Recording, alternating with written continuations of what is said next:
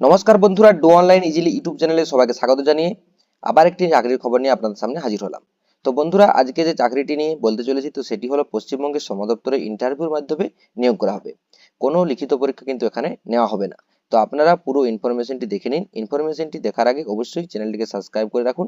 Subscribe করে all নোটিফিকেশনটি কিন্তু on করে রাখবেন তার সাথে সাথে, যাতে আপনারা সমস্ত রকম চাকরির খবর সবার আগে পেয়ে যান। তো চলুন পুরো ইনফরমেশনটি দেখে নিন।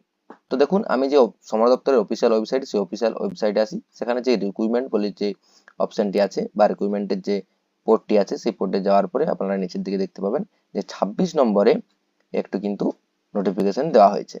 ESI PGIMR ESI hospital college located in Joka, Kolkata 104। তো এই যে দেখুন, walk in interview engagement of the senior resident under residency scheme, এই জায়গাটাতে আপনারা ক্লিক করে দেন, তাহলে কিন্তু আপনাদের নোটিফিকেশনটা ডাউনলোড হয়ে যাবে। তো এই নোটিফিকেশনটা আপনারা কিন্তু ডাউনলোড ওখান থেকে করে নেওয়ার পরে আপনারা এই পেজটিতে চলে আসবেন, বা নোটিফিকেশনটা ডাউনলোড হয়ে যাওয়ার পরে আপনারা এখানটাতে দেখে নেবেন। সেখানে দেখুন বলা হয়েছে অ্যাডভার্টাইজ নম্বর 2 অফ 2024। তো সেখানে কি কি বলা হয়েছে দেখুন, engagement of the senior residents under residency scheme, clinical and non clinical on contractual basis for ESI PGIMRs and medical college and ESIC hospital and ODC Joka. অর্থাৎ এই নিয়োগটা কিন্তু একটি কন্ট্রাকচুয়াল বেসিসের উপরে নেওয়া হবে, এবং এটি ক্লিনিক্যাল এবং নন ক্লিনিক্যাল ডিপার্টমেন্টের উপরে কিন্তু নেওয়া হবে। এবং এখানে দেখুন বলা হয়েছে a walk in interview will be held on 1/7/2024 তারিখ এবং 2/7/2024 তারিখ অ্যাট ইএসআই পিজিআইএমআরএস। অর্থাৎ এটি কেবলমাত্র ইন্টারভিউর মাধ্যমে এই নিয়োগটি করা হবে, এখানে কোনো লিখিত পরীক্ষা নেওয়া হবে না। তারপরে দেখুন, এখানে ভ্যাকেন্সির ব্যাপারে চলে যায়, নিচের দিকে একটু দেখতে পাচ্ছেন আপনারা। এখানে ডিটেলস অফ দ্য ভ্যাকেন্সি আর their respective category and schedule for walk in interview. তো দেখুন, ডেট অফ ইন্টারভিউ 1 তারিখে কোন কোন ডিপার্টমেন্টের উপরে ইন্টারভিউটা নেওয়া হয় সেটা একটু দেখে নিন। সেখানে বলা হচ্ছে senior residency under residency scheme clinical, অর্থাৎ ক্লিনিক্যাল ডিপার্টমেন্টের উপরে এই যে ডিপার্টমেন্টগুলি আছে, দেখুন জেনারেল মেডিসিন, তারপরে চেস্ট মেডিসিন, জেনারেল সার্জারি, বিভিন্ন রকম যে পদগুলি আছে সেই পদগুলির উপরে প্রত্যেকটি জায়গাতে দেখুন আপনারা জেনারেল, ইডাব্লিউএস, ওবিসি কোন ডিপার্টমেন্টে কতগুলি সিট আছে আপনারা এখানে দেখে নিতে পাচ্ছেন। তারপরে দেখুন টোটাল এখানে যে সিট, সেই সিট বলা হয়েছে 35টি। এরপর চলে আসি যে নন ক্লিনিক্যাল ব্যাপারে। সেখানে দেখুন যে এই ইন্টারভিউ ডেট সেটি বলা হয়েছে 2/7/2024 তারিখে। সেখানে দেখুন ডিপার্টমেন্টগুলি, এনাটমি, বিভিন্ন রকম যে ডিপার্টমেন্ট আছে সেই ডিপার্টমেন্টগুলিতে সিট সংখ্যা কত এবং কোন কোন ক্যাটাগরিতে কতগুলি সিট আছে সমস্ত ভাগটা এখানে কিন্তু দেওয়া রয়েছে। সেখানে টোটাল যে শূন্যপদ সেটা 22টি কিন্তু রয়েছে। টোটাল শূন্যপদ হচ্ছে নন ক্লিনিক্যালের জন্য হচ্ছে 22টি এবং ক্লিনিক্যালের জন্য হচ্ছে 35টি।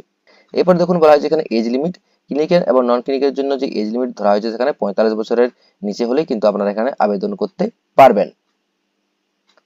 তারপরে চলুন দেখে নেওয়া যাক এখানে এডুকেশন কোয়ালিফিকেশন।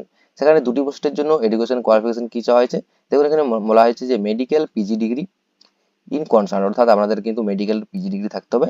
তার সাথে সাথে বলা যায় speciality from MCI NMC recognised medical institute or hospital, অর্থাৎ স্পেশালিটি এই যে এমসিআই এবং এনএমসি যে কোনো যে মেডিকেল ইনস্টিটিউট বা হসপিটাল থেকে কিন্তু আপনাদের এইটি থাকতে হবে। তারপরে বলা হয়েছে candidate must be registered under MCI NMC and state medical council, অর্থাৎ স্টেট যে রাজ্যের মেডিকেল কাউন্সিল থেকে এমসিআই এবং এনএমসি এটা কিন্তু রেজিস্টার্ড করা থাকতে হবে, তবেই আপনারা কিন্তু এখানে আবেদন করতে পারবেন। তারপরে বলা হয়েছে দেখুন candidate on bond are not eligible, অর্থাৎ যে এখানে আবেদন করবেন, চাকরি প্রার্থী এখানে আবেদন করবেন, সেখানে কিন্তু কোনো রকম তার কিন্তু বন্ড থাকা চলবে না।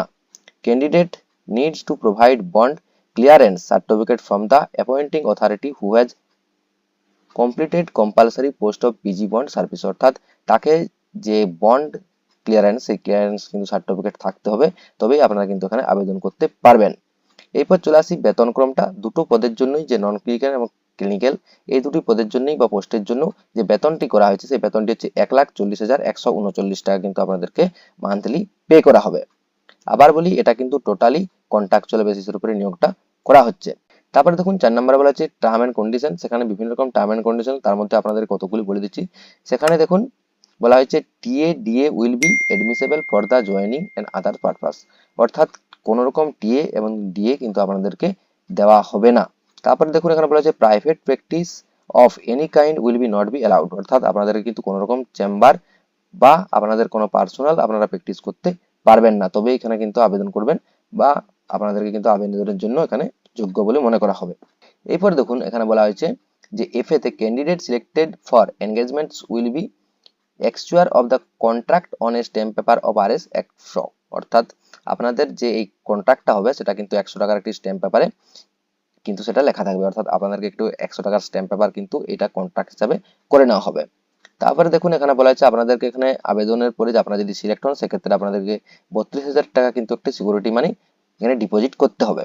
সেটা বলা হয়েছে through demand draft for favour ESI fund account number 1, অর্থাৎ এটা আপনাদের 32,000 টাকার একটি ডিপোজিট সিকিউরিটি মানি কিন্তু করতে হবে। তো তারপর দেখুন নিচের দিকে চলে আসি, এখানে বলা হয়েছে যে the candidate should report between 9:30 থেকে 10:30টার মধ্যে কিন্তু আপনাদেরকে এখানে রিপোর্টিং টাইম বলা হয়েছে, এবং দেখুন এখানে 10:30টার পরে কিন্তু আপনাদেরকে কোনো রকম আর সেখানে প্রবেশ করতে দেওয়া হবে না। এরপর ফর্মগুলি দেওয়া আছে, ফরম্যাট অফ দ্য অ্যাপ্লিকেশন, এই ফর্মগুলি আপনারা এখান থেকে ডাউনলোড করে নিতে পারেন, এবং এর ইন্টারভিউ ডেটটা 1/7/2024 তারিখ এবং 2/7/2024 তারিখ। তো আপনারা নিচের দিকে দেখতে পাচ্ছেন এখানে ভেরিফিকেশন স্লিপওয়ার্কটা কিন্তু দেওয়া আছে। তো আপনারা এখান থেকে এই নোটিফিকেশনটা ডাউনলোড করে আপনারা অবশ্যই ইন্টারভিউর জন্য যোগাযোগ করতে পারেন। তো এই ছিল আজকের ভিডিও। যদি ভিডিওটি ভালো লাগে তাহলে অবশ্যই ভিডিওতে একটা লাইক এবং চ্যানেলটিকে সাবস্ক্রাইব করে অন নোটিফিকেশনটি অন করে রাখুন, যাতে আপনারা সমস্ত রকম চাকরির খবর সবার আগে পেয়ে যান। তো দেখা হচ্ছে পরের ভিডিওতে, তখন ভালো থাকুন, সুস্থ থাকুন। জয় হিন্দ, জয় ভারত।